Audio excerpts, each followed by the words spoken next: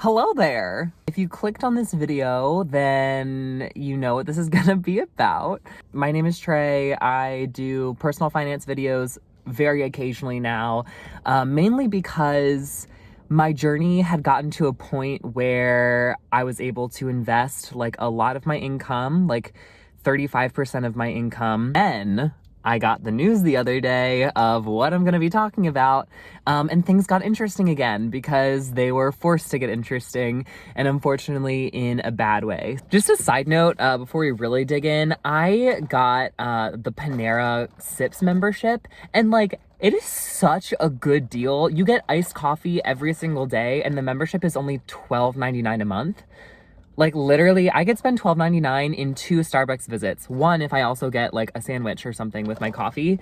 So $12.99 is amazing for the month. I also did my own notes about like, okay, how much would it cost if I like bought my own coffee and like made my own at home? And it's surprisingly not that much cheaper than this, because this is only gonna be like, what, $150 a year? Getting your own coffee is like, and doing it all yourself, because it would cost more because I like the sugars, like I get like the vanilla syrup and like all of that. So if I got my own supplies, it's like still pretty close to like $150 a year. So if you have a Panera near you and you're not spending a lot on gas to go get it, like sign up for this Sips membership. It's amazing, and their coffee, it's fucking good. So this job, I've been in UX research for about 3 years now. 2 like UX proper, and then 1 year of like additional kind of marketing skills that supplement UX. And it was when I was starting to like dip my toes in the water of UX. But really, like, I guess 3 years of actual like applied experience. This role in particular, I took it because I was a bit tired at my last position of kind of authority figures making decisions that weren't really based in data. And the data that we did have was like kind of wonky. So it felt to me like we were kind of just like making decisions that were like inaccurate and like not, kind of like in my best like moral compass. I was tired of having to like sell things that like weren't really like I wasn't super confident in, if that makes sense. I switched to this position. I contract with the SEC, the Securities and Exchange Commission. So it's a federal contract.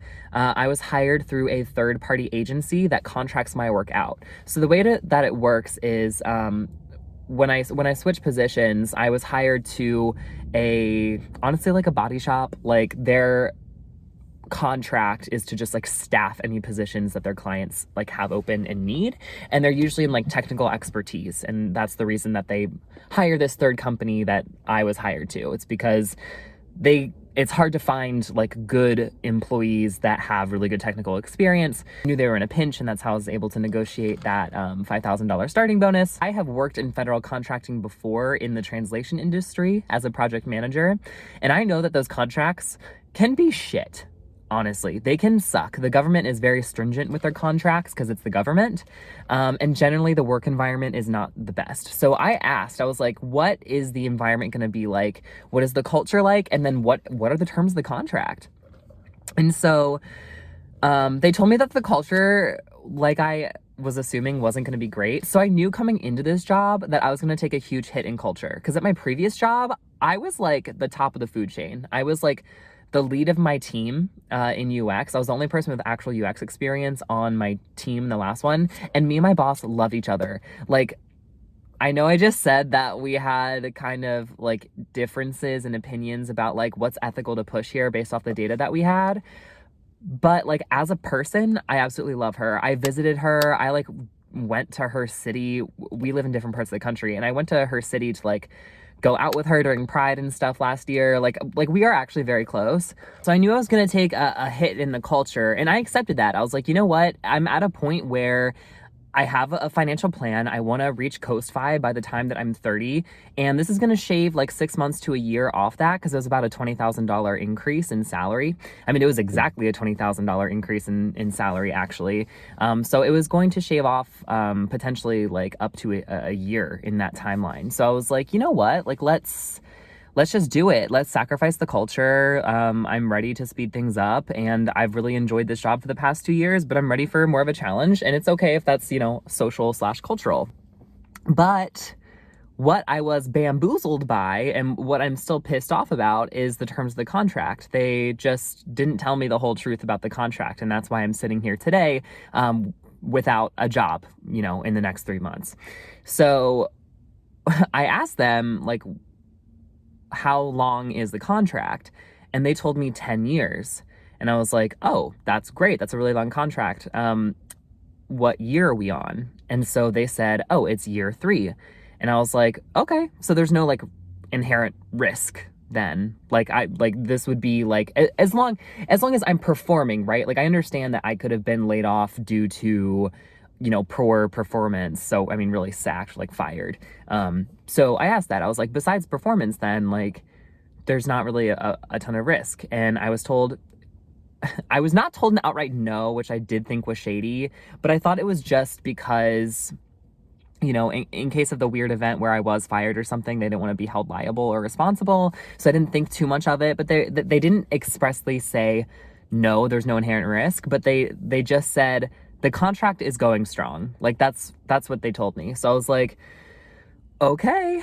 And I decided to believe them and trust them. And go figure, I was told the other week that the contract is no longer going to be active past July 31st, 2023, which is, of course, just in 3 months' time. So it turns out that the contract was actually up for renewal every single year, and it's just for a maximum of 10 years. So they would have to like renegotiate like the prices and everything in 10 years for the contract and like renegotiate all the terms.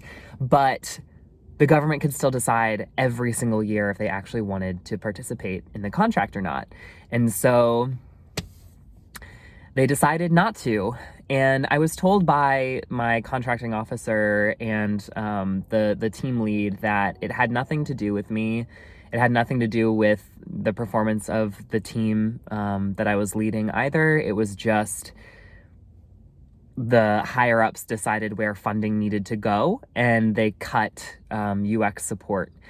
And I'm not completely surprised. I was surprised by the fact that I was cut at all, of course, because I didn't understand the terms of the contract, because they were shady and didn't tell me when they hired me the full truth of the matter.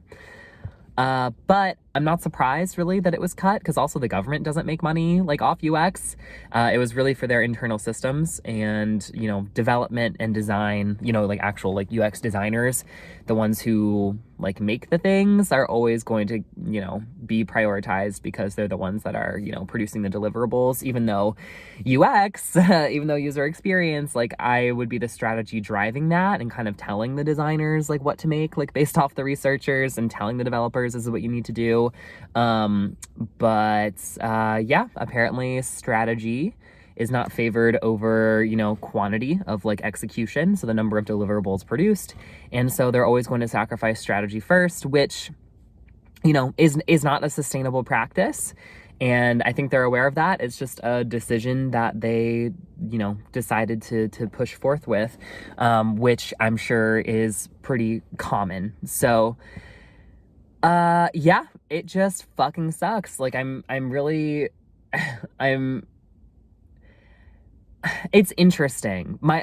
I'll go through my emotions throughout, because I do think they're very interesting. When I first learned the news, I was in shock. I drank a lot that night, and I just like hung out with friends, and I just didn't really know. I didn't know how to feel. I mean, honestly, I actually felt relief, which I wasn't expecting to feel, because the culture was bad.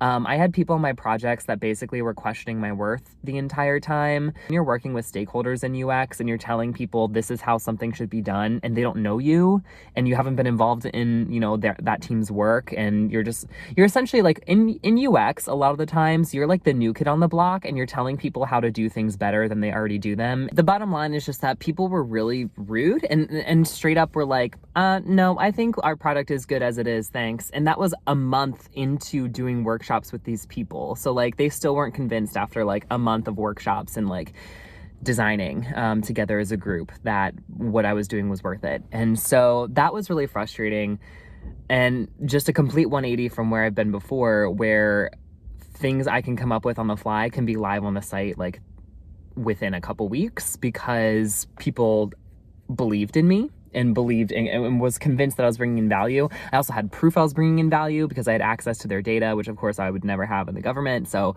it's harder to like convince people of that in a place where you don't have access to data. The culture was really bad. So I immediately felt kind of relieved actually when I was told, hey, you won't be working here in July. But of course then came the anxiety of like, oh shit, like what comes next? So there's both.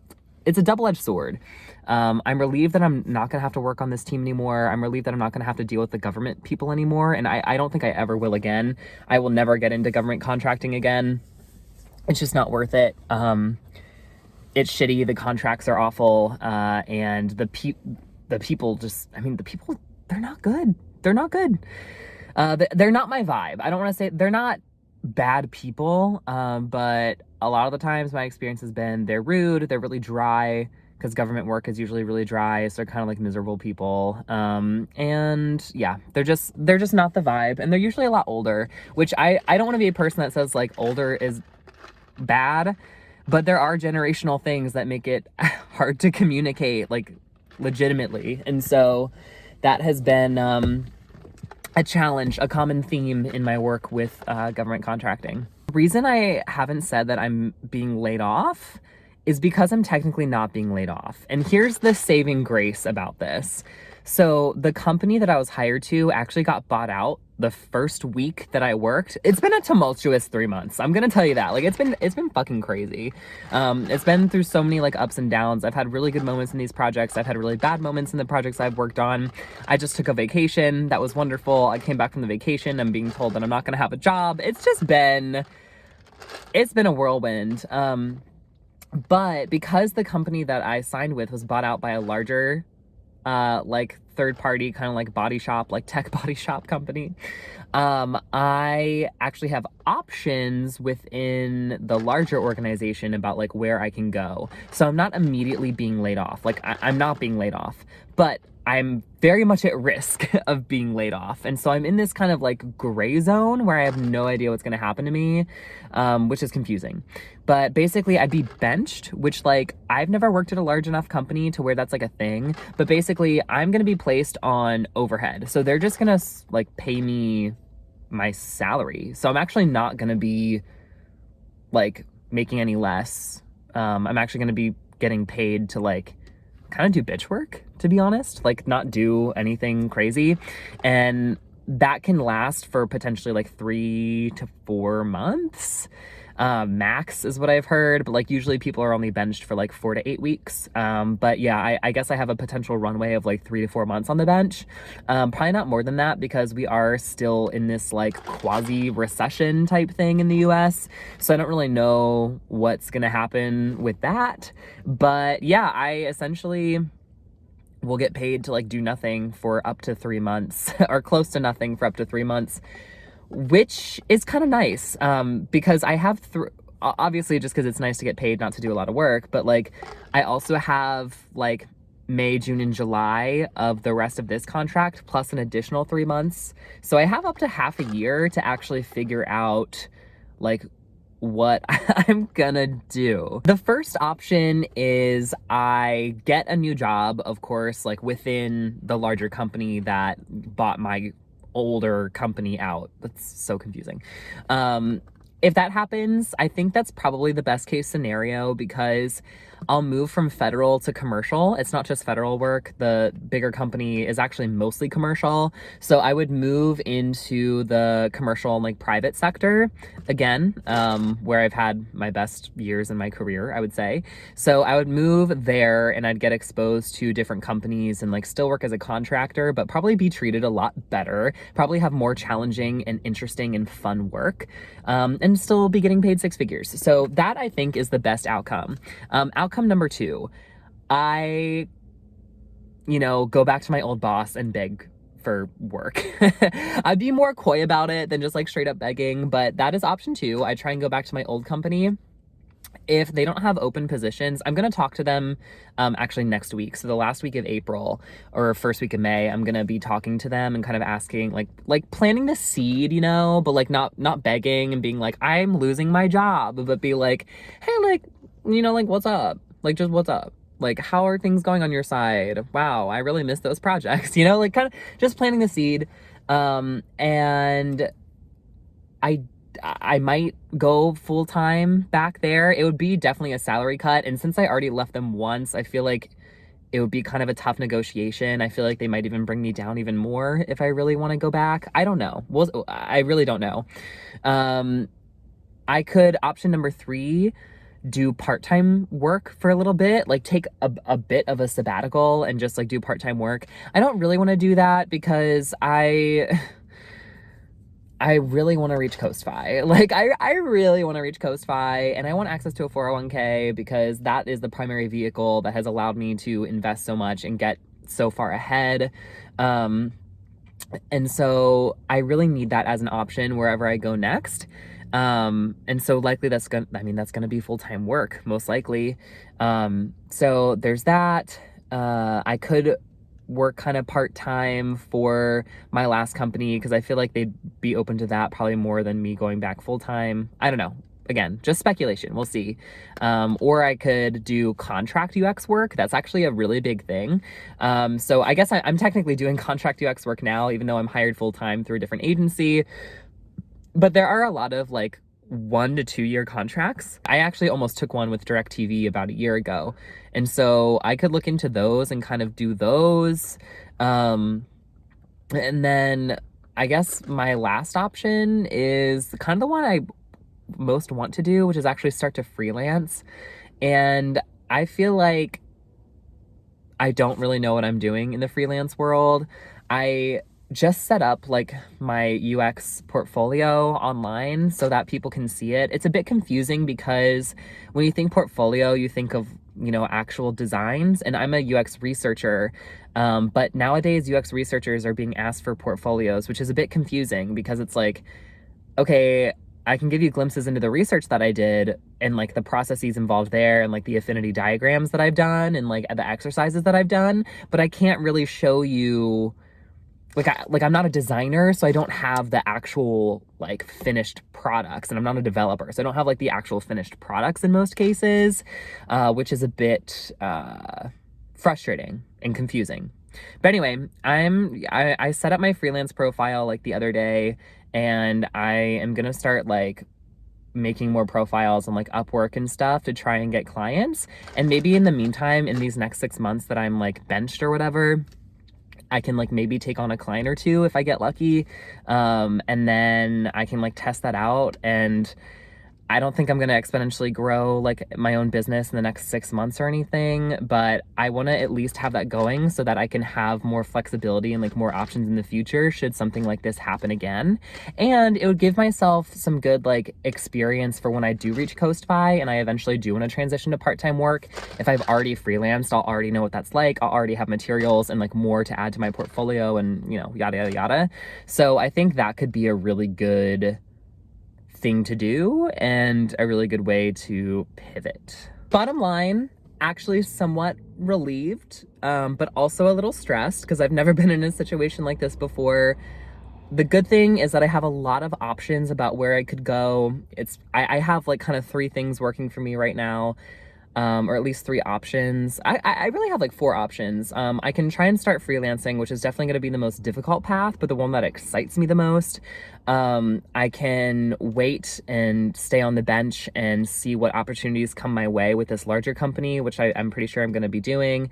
And then I'm going to reach out to my old company. So that's 3 things that I could have going for me. And then also my father actually, works for the government.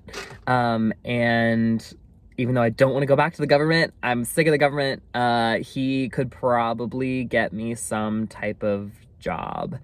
And I hate relying on my parents for things. I know that's like, I know they like to give me things because I have like good parents, but I just don't like mixing like my income with like my family. That sounds bad, but like it feels, I don't know. I don't, I like being like self-made to a certain extent, and I like it, it feels like I have more independence, I guess. Anyway, let me know what you think I should do in the comments, or if you've been in a similar situation. I would love to hear it and how you overcame it. I really learn by seeing examples and like then trying those examples out myself and kind of just like experimenting with what other people have done. So I'd love to hear if you've been in a similar situation and how you've like felt empowered in situations like this, because I'm feeling somewhat empowered in terms of like, oh, I have choices. And that actually kind of excites me, because when I've just been doing like one white collar job after one white collar job, and it's all been like full time, and it's like, it gets really exhausting, to be honest. And so the idea of like switching it up actually does kind of excite me. So that empowers me. I'm curious if you guys feel the same way. Or maybe not. That's fine. I'm just trying to stay positive. Anyway, thank you for watching this video. You're wonderful. I hope you have a wonderful spring and don't get as many allergies as I do. I literally have this box of tissues because I need to have it everywhere that I go now. And yeah, just stay beautiful, fresh, feel good, do good in the world. I don't know. Manifest something. I don't know. I'm gonna go now. Bye.